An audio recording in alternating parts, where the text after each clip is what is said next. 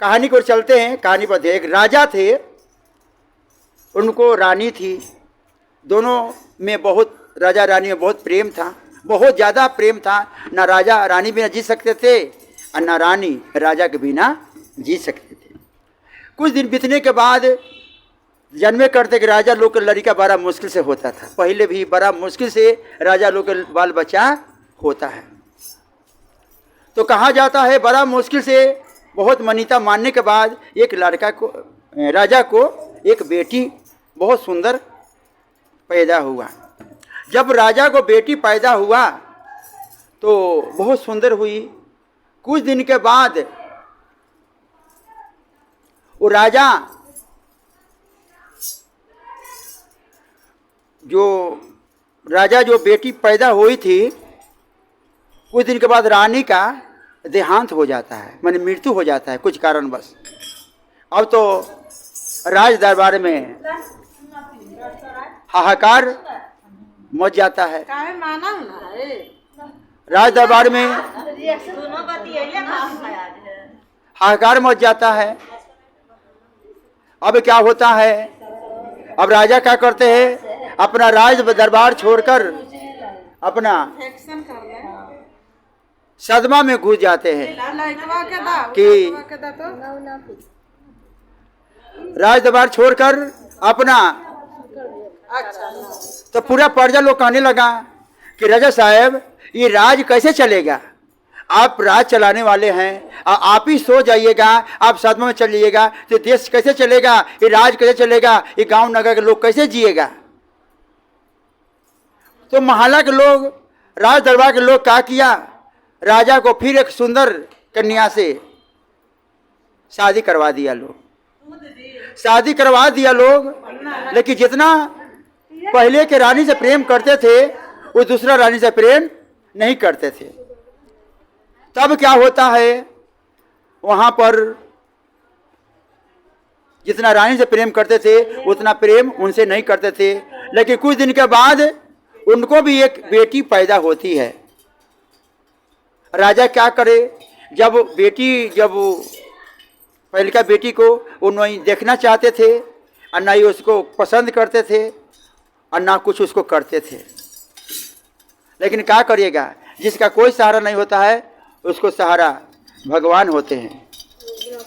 वो राजा उसको नफरत करते थे और रानी भी सौतेली माँ हो गई, वो बेटी को नहीं मानती थी और उसी को छोड़ा हुआ किताब वो कन्या पढ़ती थी, उसी को बचा हुआ कपड़ा वो पहनती थी, उसको अच्छा कपड़ा पहनने को नहीं मिलता था। अब क्या होता है, जब उसको कपड़ा पहनने के लिए बढ़िया नहीं मिलता है तो क्या करें। तो क्या होता है, जब वो बढ़िया से अपना घर में रहने लगी, बड़की बेटी को दूसर की माँ का बेटी जो हुई थी उसका बहुत अच्छा से रहन सहन से रखता था लोग, और जो पहले का बेटी जो माँ मर गई थी उसको नीचा दृष्टि से देखता था लोग। अब क्या होता है, राजा उसको मुंह में नहीं देखते थे और जो छोड़ल कपड़ा पर जब बचता था वो पहले की बेटी पहनती थी।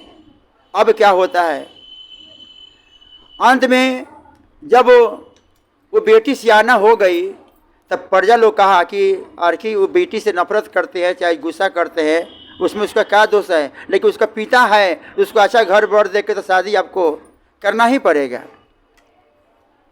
तो वो राजा उसे नफरत करते थे, कहे कि जिसको शादी का तिलक हम 1 रुपया भी नहीं देंगे, इसको जाकर भिखमंगा घर में इसका शादी कर दो।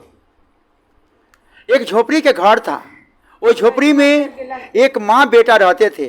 बेटा आंधा थे और माँ जो थी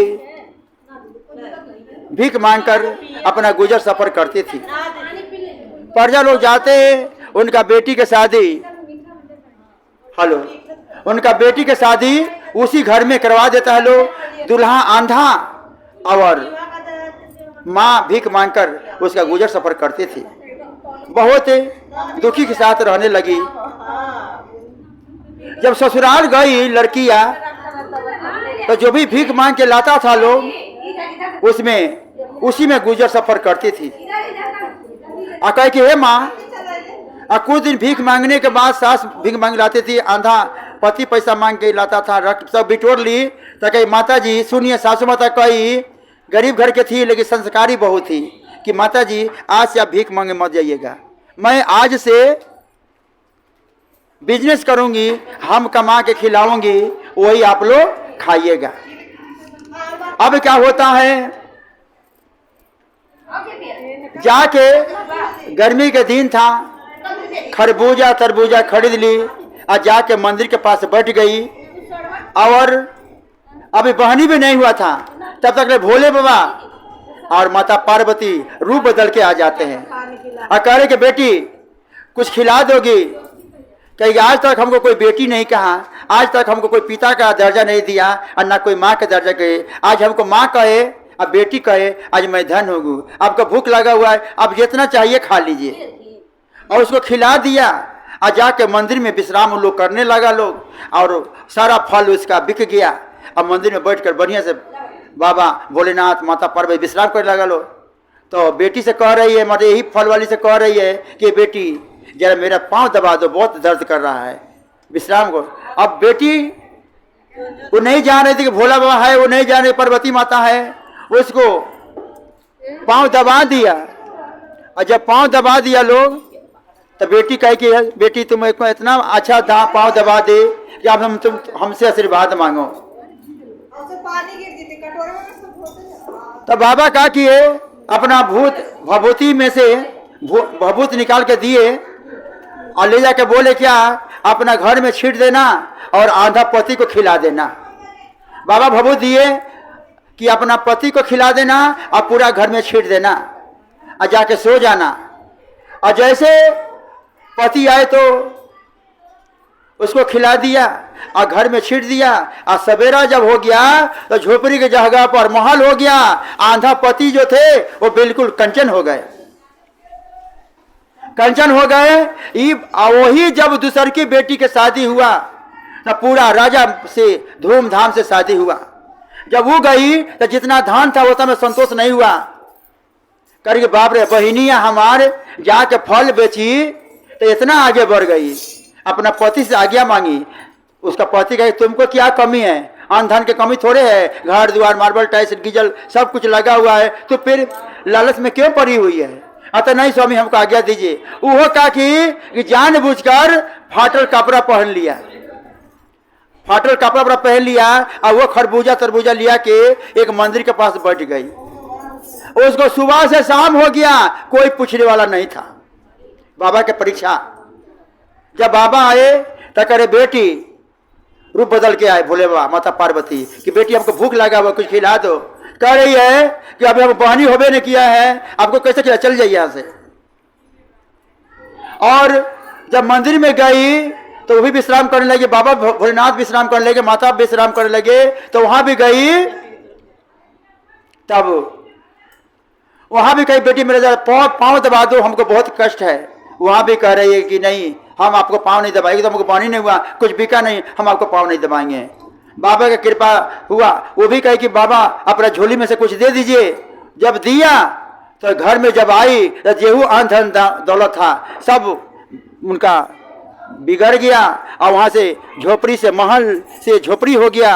अब भगवान के दया हुआ तो बहुत कष्ट हो गया और महल से झोपड़ी बन गया।